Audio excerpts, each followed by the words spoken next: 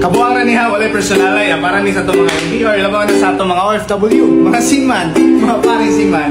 Pila na intang katuig, si Mrs. wala nahilabti. Kay iyang bana, Mr. Seaman. Nya sa barko na ring kamot, para ang pantog dili madaot. Kay matawag gihapon nag-ulay. Kasi pangalan na kanina.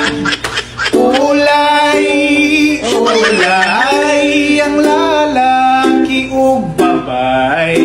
Ayaw kaguol di na makamatay. Nakata magpaagi ha. I-online ang messenger, kay dito mo mag-gerger. Mga magtiayong ulay.